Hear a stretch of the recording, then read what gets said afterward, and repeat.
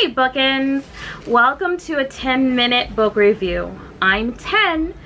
Today's book review is going to be on two books. Both of them are art copies that we received at Book Expo. Yeah, Book Expo, not BookCon, but Book Expo.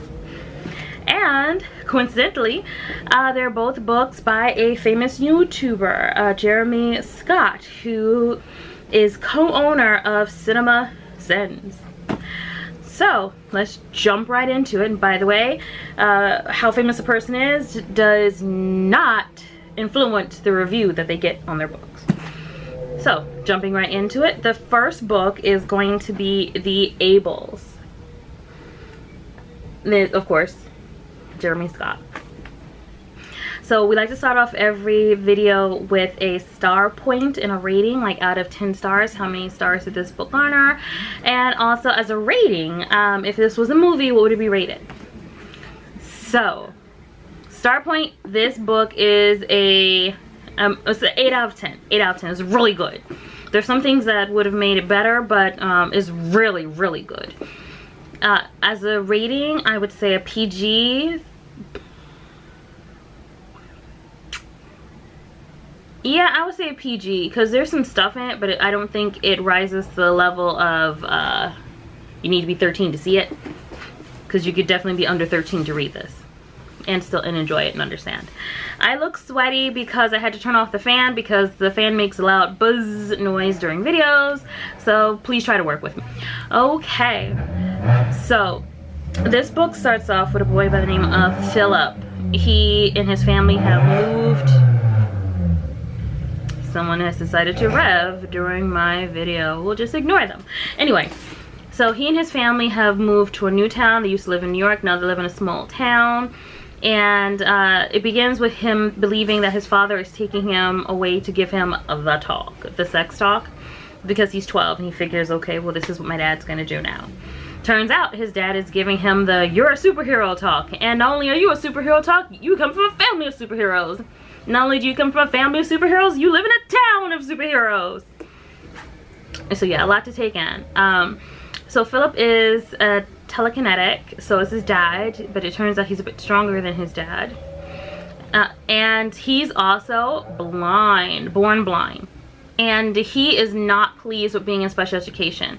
He's never been in special ed in all the schools that he's been to in his 12 years of life. Even in New York, where it was super busy, you know, hustle bustle, he wasn't in special education. He just got by, and he's upset and actually offended that he's in special education at his school. So when he gets there, he makes friends immediately with Henry, who is a child who can read minds, and Bentley, who is a child who is super smart. That's his power, super intelligent.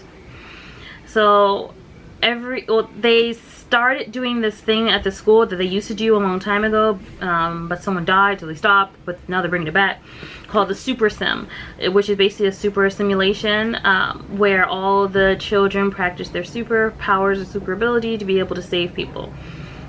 And simulation, so none of the drama is real. Philip is like, yeah, dude, we should do this, to his friends, and then they're told later, by the way, y'all in special ed, so y'all can't play, because you could get hurt. Philip feels like, you know, this is discrimination. And Bentley's like, yeah, American Disability Act. Equal treatment. And they end up getting shot down, because they're told, you know, well, you know, we go by our own rules, not, you know, the laws of the land. We go by the laws of our land. So they still try to fight it. And eventually their teacher, their special education teacher, comes in and tells everybody on the board that told them they can't be in it, like, listen, all y'all have y'all issues, so you don't have any right to tell these kids that they can't play too, because you got your issues too.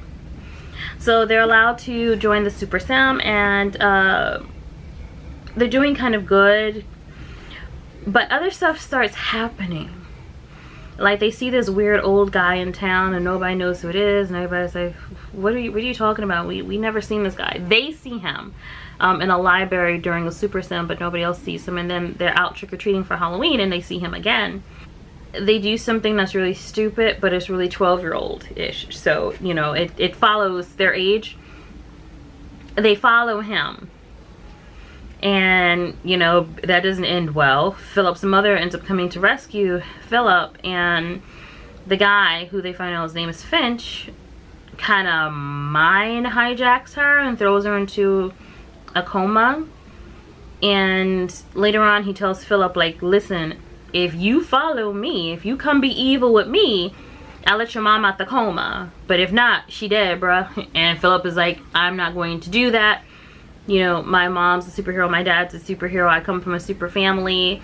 Even my grandfather was a superhero, and he died in action. So, you know, his father's father, he's, you know, died in action. So he's like, no, I am not going to do this. And so Finch makes good on his promise and kills Philip's mother. You know, I feel as though this is one of the things that took it from a 10 to an 8. I feel as though the death of his mother was kind of glanced over. And this is a thick book. So it's not like there wasn't space. It's a really thick book. It's, well, not really, really thick, but it's thick enough to have put that into words. So it's almost 400 pages, 399 pages. So I feel like it was a thick enough book to have explored how his mother's death affected him. And his father didn't seem to be too affected by it.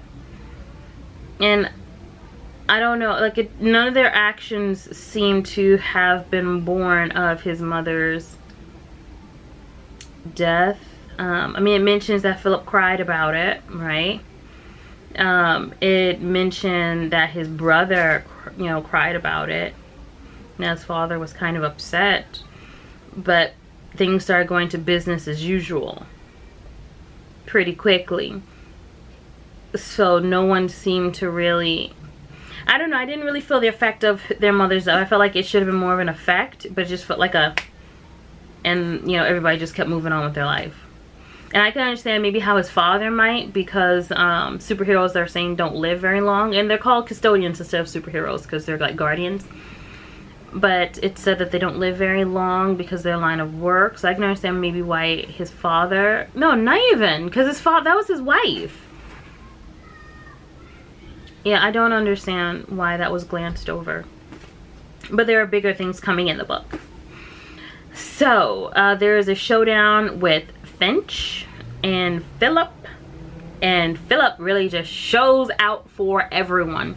Like, okay, Finch and his henchmen are like all together, and they're like, you know, okay, there's someone called a NDZ type person, which basically no MPZ, no power zone creator. So there are people who their power is stopping everyone else's powers. Philip sets up a trap for Finch. I'm sorry, he sets up a trap for Finch. And he catches him, right? But Finch is like, okay, so what? I don't got powers. I got guys with guns out there. You know, so now what you gonna do?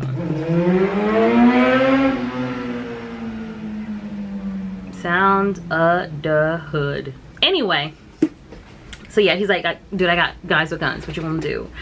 And Philip decides, okay, drop the MPZ, or the no power zone. And when it drops, Philip just reaches up and lifts everybody, like Finch and all his dudes, off the ground, and like holds them up, like takes their guns away from them, points, you know, and I think he points the guns at them or something, or drops them, I forget what it was. But he takes the guns away from them and lifts them all up into the sky so they can't do anything. Finch was like, yeah, I knew you could do it. I knew you could do it. And Philip's like, why are you so happy that I'm doing this? It turns out that Finch believes that Philip is the second coming of someone named Elben. I couldn't quite really figure out. I know it was mentioned in the book. I think he was like the first superhero, or the first superhero. But this is an art copy. So perhaps it's better explained in the actual, you know, released copy, because the book is out now. But yeah, he thinks that Philip is the second coming of Elben, and Philip is like, nah, bro, I'm not. Later on, Philip and Finch have another confrontation, and at that point it is revealed, spoiler, give you a few minutes to shut this off. if you have not read the book, or if you want to read the book and this will spoil it for you. I don't think it will spoil it for you, but you know, I'll give you a few minutes.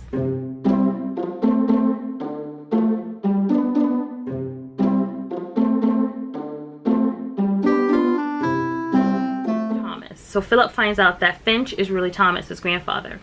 Now his grandfather sees his own son, Philip's father, and Philip's father sees him. He's like, oh my God, Dad, you're alive? And Philip is like, Dad, Grandpa is the bad guy. His father doesn't really seem to skip a beat. You know, Philip's dad doesn't seem to really skip a beat. Like, he doesn't seem to be, I don't know if he's shocked or what. But if you think about it, like, dude, your dad killed your wife. Like, why wouldn't you be trying to hurt him? Like, you know, it's... Philip seemed to be more intent upon hurting Finch than Philip's dad, right? And the dude killed his wife. It's like his dad killed his wife. Killed his own... Basically, Philip's grandfather killed Philip's mom. Just to get a rise out of Philip. For no other reason than just to get a rise out of Philip. Because he figures the more pressure I put on Philip, the stronger Philip will become, and he'll end up being the second coming of Elvin. I don't think that this part was explored. This is another thing which made it not a 10. It was an 8, not a 10. Because once again, this is something emotionally damaging, emotionally wrecking, emotionally heavy, and it was glanced over. Like, it's one thing to know that your dad's alive, it's another thing to know your dad's a bad person, and there's a whole nother other to know that your dad murdered the person that you love. But he didn't seem to really, even later on, like in the book, like even towards the end of the book, he didn't seem to be too phased. And I think maybe it's because the author, he's good at recognizing or displaying the emotion that's taking place. Like, he did not shy away from showing from showing Philip crying. Right? Or talking about emotional moments where Philip is hurt. So he didn't shy away from speaking about those moments, but actually demonstrating those moments, I think that might have been a weak point perhaps, and that's why they're not in the book. I honestly can't say.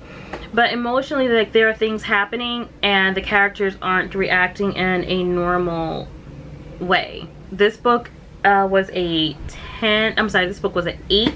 It made me feel like I was 12 again reading it, you know, on my own. Like, when you read books like this, if you're an adult, when you read books like this, you can't take it from an adult's perspective, even though some of the decisions that were made in this book were very mature. So I like that. But you have to read it from a child's perspective, as in, you know, why would he do this, this, this, and that? Why wouldn't he do that, that, that, and this? Because he's a kid and he has no perspective. And so, yeah, this is a good read for anyone who likes adventure. And I know a lot of boys feel like they're being left out when it comes to the whole YA movement, and they're right, because a lot of the YA books are heroine centric.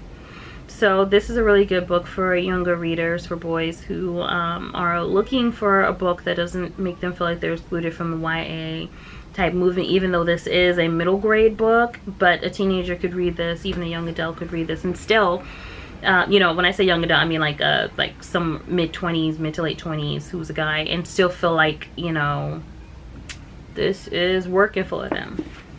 So the next book is the second book in the series, which I think comes out in September. It is Strings.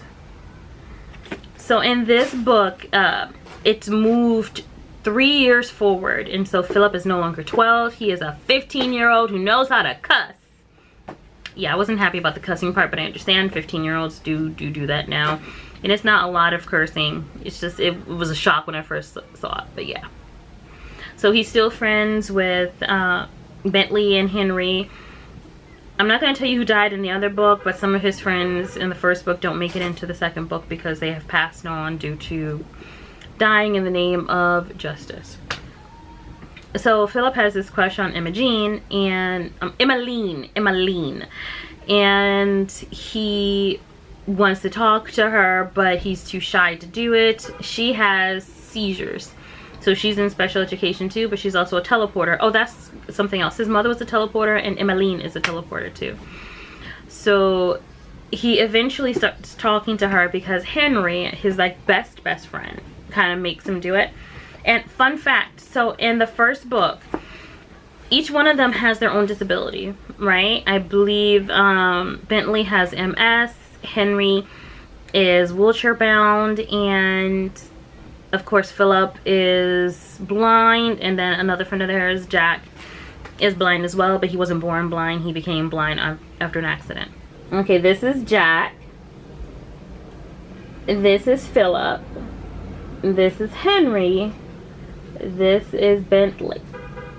So Bentley, the super smart one, devised this plan where, since Henry can read minds, he's like, why can't you put stuff into minds? So Henry becomes Philip's eyes. So Henry sees something and he uses his brain to put that into Philip's head so that Philip can see, you know, what's going on around him. So they perfect this so that now it's like Philip's not even blind. Well, he's still blind, but when he's around Henry, like, he gets to see the world. This book, this one's a little bit darker than the first one, so this is definitely a PG-13. Ratings wise, this went down. Ratings wise, this is a 4 out of 10. It's a shorter book, right? It's a shorter book, so it's not bad. I feel like I keep saying and I'm sorry. I feel like the father is just a filler. He doesn't really add anything or take anything away. So in this story, the custodians are being kidnapped because people now know that they exist, right? There used to be a guy who was able to cover up their existence, but that guy was kidnapped by Finch and his people, and they don't know where he is. So, yeah, these custodians are really inept because they can't do anyway. So yeah, he was kidnapped by Finch and his dudes, and so now whenever these superheroes do something super, they're being caught. My thought would be, okay, grown people doing super things, if nobody wants you to do them, stop doing them. But their thought is, no, heroics, heroics, heroic. Yeah, so they keep getting caught. They keep doing stuff, they keep getting caught. So eventually Philip's dad gets caught, and so, you know, they want to find out what happened to his dad. And it turns out there is this person in the government who is basically using the custodians against themselves, controlling them. And okay, spoilers coming, but there's a spoiler coming for a reason. There's a good reason for this spoiler, so I'm gonna give you a minute if you don't want to hear it.